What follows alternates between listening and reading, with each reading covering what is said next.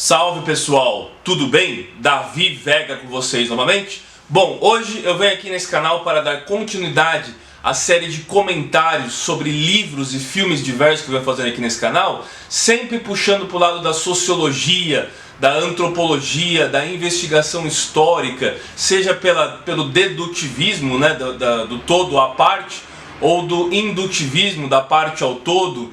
Todas elas amparadas pela mãe e o amor à sabedoria, a mãe de todas as humanidades e ciências, e o amor à sabedoria, que é a filosofia, seja a filosofia política ou ciência política, ou a filosofia em geral, como naturalmente teremos hoje, sempre puxando para o discurso acadêmico ou a escrita ensaística, como naturalmente teremos hoje. Quero falar desse livro aqui, Agonia, Aposta e Ceticismo, Ensaios de Filosofia Política, do grande Renato Lessa, professor Renato Lessa, da Universidade Federal Fluminense, nascido no Rio de Janeiro em 1954, e desde 2013 ele preside a fundação da Biblioteca Nacional.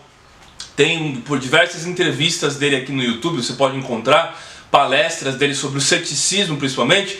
Ele é o maior nome do estudo do ceticismo na atualidade.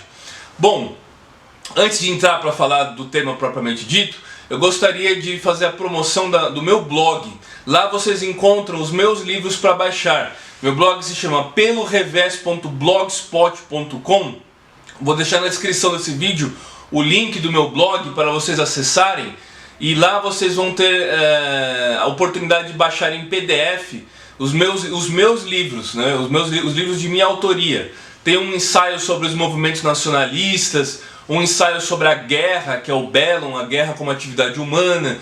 Tem a minha trilogia de romance histórico, de ficção, né? Que são 3 romances históricos.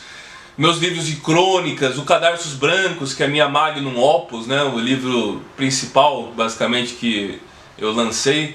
Então eu peço encarecidamente, baixem os livros, eles estão diagramados com fácil conversão para EPUB, para ler no Kindle. E aí vocês deixam depois o feedback da leitura de vocês dos meus livros aqui nesse canal. Para mim é sempre muito importante a crítica de vocês, seja ela construtiva ou não, para o meu trabalho. É muito importante para o meu trabalho a crítica de vocês, tá certo? Bom, vamos falar então sobre esse livro. Que vai falar sobre o ceticismo. Eu vou falar do ceticismo em geral, não vou ficar só muito preso nesse livro, né? Bom, o ceticismo que nós temos registros, ele basicamente vai ser uma doutrina. Não digo doutrina, porque ele é contra o dogmatismo, né? Não chega a ser uma doutrina, mas ele é um conjunto de ideias que vai ser elaborado na época de Pirro de Elis, na Grécia Antiga. O Pirro de Elis da Grécia Antiga, que também vai, de certa forma, coabitar com outros movimentos, com o movimento cínico do Diógenes, que é aquele que vivia num barril, né, que se isolou da sociedade para viver num barril, né, a escola cínica da Grécia Antiga. E o Pirro de Elis então vai ser o que vai elaborar esse ideal cético. Só que acontece que no século ficou muitos séculos ele apagado, na Idade Média alguns medievalistas tentaram a tradução dos textos gregos.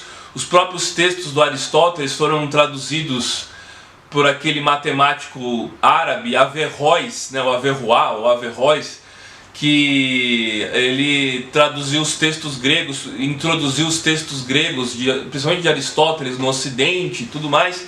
Então a escola cética ela acabou ficando um pouco apagada. Mas apenas então, no século II, um sujeito chamado Sexto Empírico, e olha o nome dele, né? Sexto Empírico, que tem a ver com o empirismo, né? Que a gente já vai falar do David Hume, que é muito importante para a escola do ceticismo mais moderno, né? Mais contemporâneo também. O Sexto Empírico, então, ele deixou um documento que é o documento base do resgate, vamos dizer assim, né? De uma reedição do ceticismo no Ocidente, onde ele vai falar de um conceito chamado diafonia. A diafonia é um conceito que preza que na sociedade nós temos diferentes formas de pensar. ele vai contra o juízo, né? Essa diafonia vai contra o juízo, ou o próprio juízo de valor, que é a epoque e também a arqué. E aí, esse juízo que a diafonia se apresenta contra, ele vai ser relativizado, ou ele vai ser apresentado com várias perspectivas diferentes. O cético, ele tende a uma amplitude de interpretações da sociedade, da realidade, onde não fica apenas no dogmatismo de um só. E o dogmatismo, a ideologia, vamos dizer assim, o dogmatismo, ele é muito prejudicial porque ela favorece o narcisismo. O narcisismo e o narcisismo que está amparado pelo romantismo, né? O sujeito tenta moldar o mundo, as suas percepções, e é como se o mundo fosse uma resultante do livro e não o livro uma resultante do mundo. E na história, todas as vezes que se implantaram as ideologias, seja no nacionalsocialismo alemão, na época da Segunda Guerra Mundial, ou o próprio fascismo, ou o bolchevismo da União Soviética, o próprio marxismo e outras doutrinas, eles sempre causaram grandes sofrimentos, causaram tiranias e causaram ditaduras ferrenhas. E o cético, ele tende a ir contra esse dogmatismo, né? E ele vai falar logo no começo do livro do Benjamin Constant, que o Benjamin Constant, na época dele, ele estava identificando uma transição do mundo romântico para o mundo realista.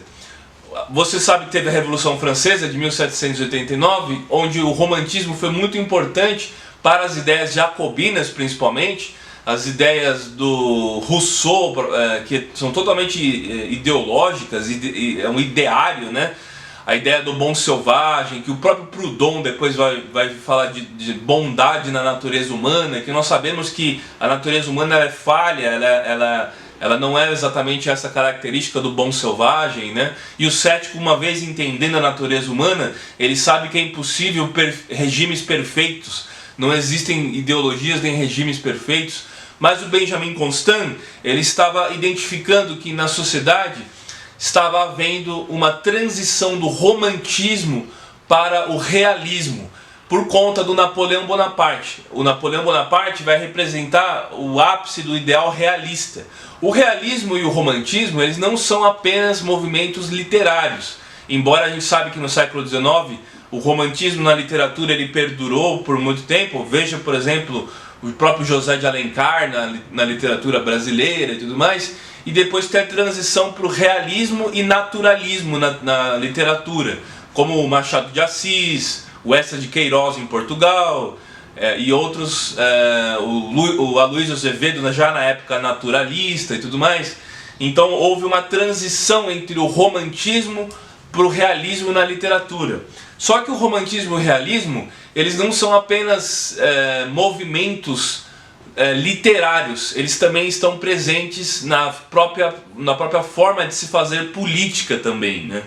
Bom, ele vai falar que a realidade é um clichê do qual escapamos pela metáfora. E quando nós falamos em metáfora, nós alteramos o significante no discurso. Não é à toa que na própria União Soviética eles tentaram acabar com a escrita poética, metafórica, porque elas seriam aspirações burguesas que iriam contra o discurso denso, o discurso descritivo, científico e frio, né? Frio da racionalidade científica. Então eles queriam acabar com a metáfora, e a arte saiu muito prejudicada na União Soviética porque eles falavam que a poesia, a escrita poética ou metafórica, ela seria uma aspiração burguesa, né? Bom, nesse livro aqui ele vai falar do Carl Schmitt, a noção de realismo político do Carl Schmitt, o jurista de Plettenberg, né?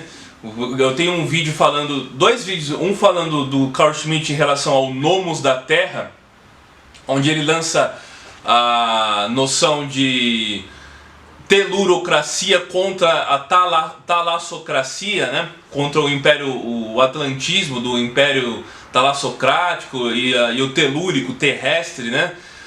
O Nomos da Terra. Eu vou deixar na descrição desse vídeo o link para vocês assistirem, caso queiram vocês assistir, o link dessa resenha que eu faço do Nomos da Terra. E um outro livro, uma outra resenha do livro do Carl Schmitt, onde ele fala da relação da Alemanha com o franquismo, da própria relação dele com o franquismo, na Espanha franquista. Vou deixar na descrição desse vídeo também o link para essa resenha. Mas aqui nesse livro ele vai citar o cérebro, talvez o magnum opus do próprio Carl Schmitt, que é a teologia política. E a teologia política está muito baseada nos escritos do Juan Donoso Cortés. Juan Donoso Cortés foi um ideólogo, né, um pensador espanhol da época da Restauração, no século XIX, na Espanha. E o seu livro mais famoso é o Ensaio sobre o Socialismo, o Catolicismo e o Liberalismo, né? Eu tenho um vídeo nesse canal também falando sobre o Donoso Cortés e esse livro dele, o Ensaio sobre o Liberalismo, o Socialismo e Catolicismo, né? Se vocês quiserem assistir, vou deixar na descrição desse vídeo também. E ele vai falar sobre sobre a sua concepção de pecado original. O pecado original, para o Juan Donoso Cortés, que era católico, ele não estava ligado a uma ausência do próprio naturalismo. E o Carl Schmitt vai pegar essa noção do trentista, né, do Concílio de Trento, né, essa noção do pecado original para formular o seu grande teologia política, onde ele vai falar da noção amigo-inimigo.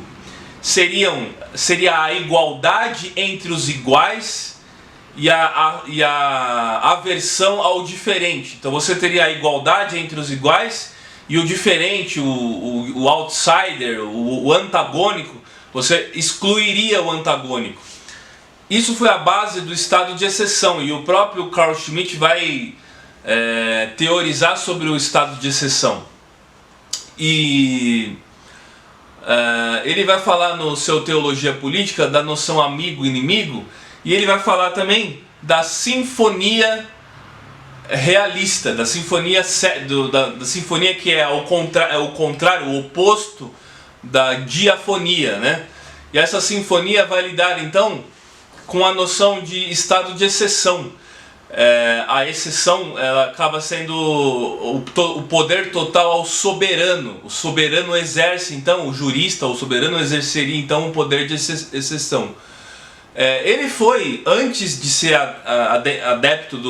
antes de ser membro do Partido Nazista em 1933, quando o nacionalsocialismo chega ao poder com Hitler na Alemanha, o Hitler era chanceler, morre o presidente Hindenburg e ele assume. O Carl Schmitt, o jurista de Plettenberg, ele era um grande entusiasta da República de Weimar, da própria Constituição de Weimar. E ele vai ter uma discussão muito intensa com um outro jurista também, que era o defensor do positivismo jurídico, né? Do positivismo jurídico, que era o Hans Kelsen. Então vai ter as noções schmittianas contra as noções do Hans Kelsen. Eles foram rivais, né? O Carl Schmitt vai fazer muito sentido depois essa ideia de exceção dele, e ele não chegou os nazistas não chegaram a fazer uma nova constituição, mas vai ser muito usado na Alemanha a própria distorção da própria Constituição de Weimar, que eu acho que, se não me engano, era de 1919, se eu não estou enganado, e a social-democracia alemã saiu perdendo completamente, que foi a que criou a própria Constituição. Ela foi usada contra sua própria criação, contra a própria social-democracia alemã, na época do nazismo, e o Carl Schmitt vai ser então muito marginalizado na academia por conta dessa adesão dele ao nacionalsocialismo. Eu lembro que quando eu estudei na matéria de Relações Internacionais na faculdade, eu fiz curso de Ciências Sociais, eu lembro que o professor nem mencionou o Carl Schmitt, eu fui descobrir depois o Carl Schmitt. E ele falava muito do Hobbes, né, o realismo do Hobbes, que seria a competição de todos contra todos, a disputa entre os estados, a guerra total entre os estados. E o Schmitt vai partir desse pressuposto da guerra entre os estados, de estados amigos, igualdade entre os estados amigos e exceção para os estados inimigos, da lógica amigo-inimigo. E ele vai falar também que quando não há essa disputa entre os estados, acaba acontecendo a guerra civil. Essa disputa se dá no seio dos próprios estados. E aí acaba acontecendo a guerra civil. Bom, também tem a visão kantiana do idealismo, né?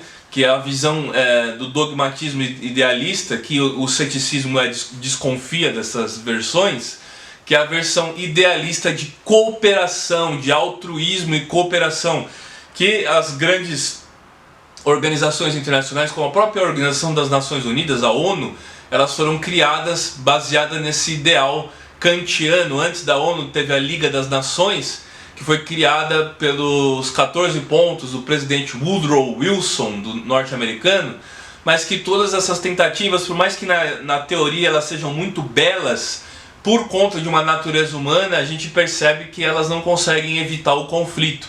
E aí, no meu próprio livro, que vocês podem baixar no meu site, no meu blog, eu analiso a natureza humana, se ela é belicosa ou se ela é pacífica. E tanto para o Hobbes quanto para o Schmitt, para o Carl Schmitt, a nossa natureza humana seria belicosa, né? Beligerante ou belicosa, né? Bom, eu recomendo também esse livro, Tratado de Natureza Humana, um calhamaço, um livro bem completo, do David Hume. E o David Hume vai ser aquele que vai lançar o ceticismo no contexto iluminista, né? O contexto iluminista que vai dar origem ao iluminismo escocês. E o David Hume vai então influenciar inclusive o próprio Renato Lessa desse livro, num grupo chamado Estudos Humeanos, né? Estudos Humeanos, né? Do David Hume. E esse livro aqui, Tratado de Natureza Humana, é um clássico onde ele vai falar do princípio de causalidade, e está muito conectado com essa ideia do próprio ceticismo e do conservadorismo. Os céticos tendem também a se opor à metafísica, né? Para além da física, porque na metafísica é o campo do ideário, é o campo das doutrinas, dogmáticos. E o próprio David Hume então vai se inserir contra a metafísica, né? O Renato Lessa vai falar que se confunde muito o ceticismo com o pessimismo, mas não necessariamente ele é o pessimismo. Ele tende mais a um realismo, ao realpolitik, por exemplo, no sentido de você não criar expectativas sobre as coisas e você enxergar as coisas de uma forma múltipla, plutocrática, é uma polifonia, né? Uma polifonia, as visões múltiplas sobre um fato.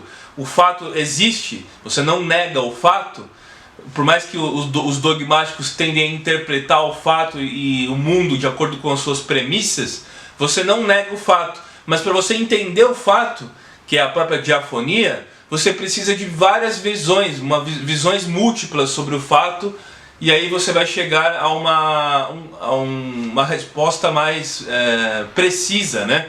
É como se você soubesse que esse livro existe, ele é palpável, eu estou pegando ele está na minha mão, ele está aqui, mas mesmo sabendo disso, você desconfia e levanta perguntas e indagações sobre se ele realmente existe, o que está realmente nele, se ele realmente é o livro correto. Então você não fica enganado pelo véu transparente, que até o próprio marxismo fala da ideologia, o véu transparente da ideologia, que é uma distorção da realidade. É preciso analisar o mundo a partir, o livro a partir do mundo, e não o mundo a partir do livro, não o mundo a partir de um conjunto de dogmas que vai, de ideologias que vai explicar ou fazer uma leitura de mundo para as pessoas. Outro grande pensador que se baseou muito no ceticismo foi o Michel de Montaigne. Michel de Montaigne, que escreveu alguns ensaios e até dramaturgia também. O Montaigne ele também vai ser um daqueles que vai trazer todas essas características céticas e vai influenciar muito os anos posteriores, que vai ser da própria modernidade, né? E ele se baseava muito no empirismo do próprio David Hume, né? Esse empirismo que é através da experimentação, através da experiência, e não de ideias inatas, não de conceitos a priori, é a posteriori, depois da investigação empírica, que nós teríamos a noção e a própria verdade, né? Essa verdade que ela não seria a priori, sim a resultante da experimentação, né? Bom, o dogmatismo então estaria muito ligado ao romantismo, e o próprio Carl Schmitt vai criticar essa ideia romântica, né? Trazendo o seu realismo político. Eu acho isso muito curioso, porque eu lembro do Darcy Ribeiro, numa entrevista, num depoimento que ele deu para um documentário, que acho que era o documentário sobre o povo brasileiro, que passou na TV Cultura uns anos atrás. Você encontra fácil no YouTube também. Que ele fala que o Brasil, num mundo frio, racional, num mundo da impessoalidade, num mundo do racional legal, né, já citando o Weber, o Brasil seria um grande exportador de utopias, né? O Brasil nasce sobre o ciclo da utopia, a terra sem males, né, a morada de Deus, que inclusive inspirou o Thomas Morrows a escrever aquele livro A Utopia, né? Que era uma ilha paradisíaca, que dizem que ele se inspirou muito nos relatos do Américo Vespucci, de quando ele esteve no Brasil, da natureza pródiga, da inocência e bondade dos gentios, né, dos indígenas e tal, que a gente sabe que não era bem assim. A gente sabe que aqui teve antropofagia, canibalismo e tudo mais. Os indígenas eram belicosos também, muitos deles eram guerreiros voltados para a guerra, para a conquista. Então, não necessariamente é essa ideia utópica do Brasil ser um grande exportador de utopias.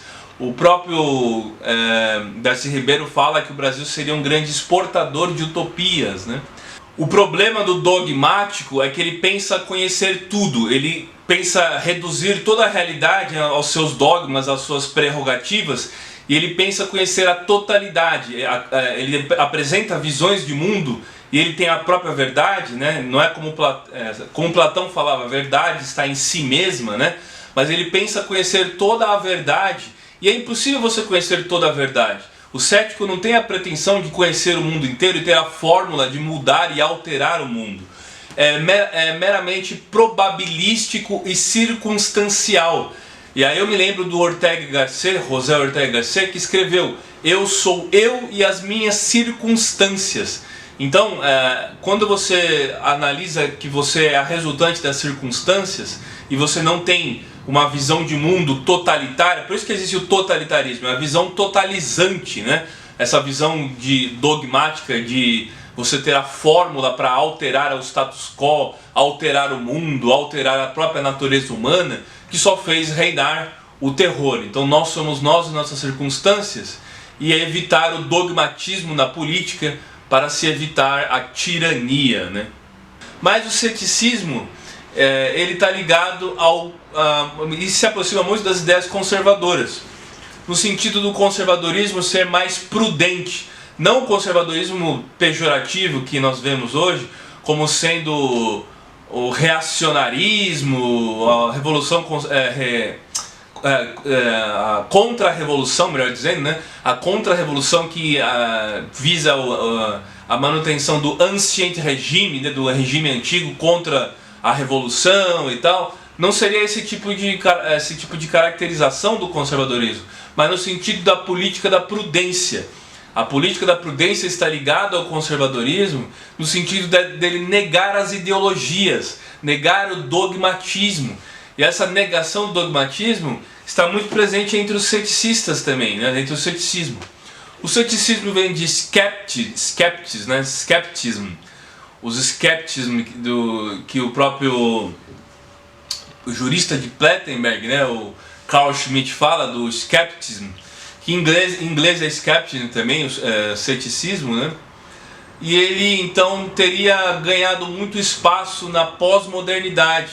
Nós vivemos, depois do século XIX, principalmente com as ideias do Nietzsche, a desconstrução do idealismo platônico, da Idade Média, do próprio cristianismo, embora por muito tempo as ideias do Santo Agostinho tenham saído vitoriosas, na pós-modernidade é justamente a ciência que saiu vencedora. E o ceticismo ele é basicamente muito importante para se fazer ciência. A ciência que é dogmática, embora não exista, principalmente nas humanas, uma imparcialidade 100%, sempre há a visão do pesquisador, mas pelo menos o ceticismo ele tende a abranger mais uma neutralidade do que você fazer uma suposta ciência, que na verdade é mais militância do que ciência, baseada e fundamentada no dogma, né? E aí então tem um conceito chamado fideísmo. Esse fideísmo fala que as questões religiosas elas só podem ser explicadas pela fé e não pela prova, não pelos fatos, não pela averiguação de fatos da religiosidade, e sim apenas pela fé. E tudo isso vai influenciar muito o secularismo. O que é o secularismo? A substituição